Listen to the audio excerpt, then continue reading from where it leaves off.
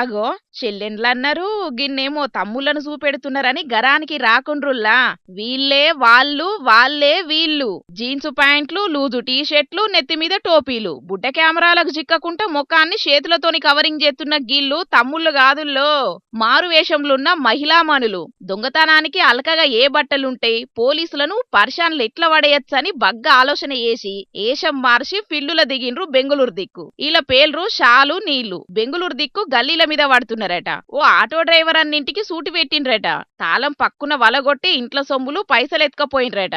ఎంబటే driver అన్న police station కి పోతే దొంగలను దొరకబట్టే పని ముంగటేసుకున్నారు కాకీలు. బండి నంబర్ తోని వివరాలు తీసుకొని ఎనకమాల పోయి దొరకబట్టిండ్రు. దొంగోడు కాదు దొంగదని తెలిసి పోలీసులు పరిశాన్ అయిండ్రు. కాకీలను పరిశాన్ల వడేద్దామని నెత్తి కటింగ్ చేపించిండ్రట.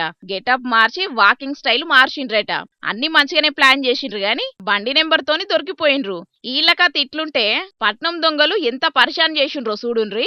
సందట్ల సడేమియా అన్నట్టే తయారైండ్రు దొంగ బడిమెగాళ్ళు. పండుగ పూట సంబురం లేకుండా చేసిండ్రు. పబ్లిక్ అంతా పండుగ సంబురంల సొంతూర్లకు పోతే ఇదే సందన్నట్టు పట్నం ఇండ్ల మీద పడ్డరు దొంగ బద్మాషిగాళ్ళు. అడ్డమత్తే అడ్డంగా నరుకుదామన్నట్టే కత్తులు కటార్లతోని బయలెళ్ళిండ్రు. శంగిశెల్ర కాడ గల్లి గల్లి తిరుక్కుంటా దొరికిన కాడికి బర్క్ అన్నారు. దగ్గర దగ్గర 8 ఇండ్లకు సూటి పెట్టిండ్రు. ఇప్పటికి తెలిసిన లెక్కల ప్రకారం 30 తులాల బంగారం, 8 కిలోల వెండి, 2 లక్షల రూపాయలు సదురుకొని పరారైండ్రు. పండుక్కు సొంతూళ్లకు పోయినోళ్ళు పూరాగా వచ్చినాక అసలు లెక్క తెలుస్తది గాని బుడ్డ కెమెరాలలో చూసి దొంగలను దొరకబట్టే పని ముంగటేసుకున్నారు అటు దిక్కు పోలీసోళ్ళు. పెట్రోలింగ్ చేయకపోవడంతోని దొంగలిట్లా మోపైండ్రని గరమైతున్నారు గాని ఎవలెవలు ఊర్లలకు పోతున్నారు అనేది చెప్తే దొంగలు పడకుండా ఆపు కావచ్చు. మరి ఒక పట్నంలోనే కాదుల్లా అంతట గిట్లనే ఉన్నది దొంగల కథ.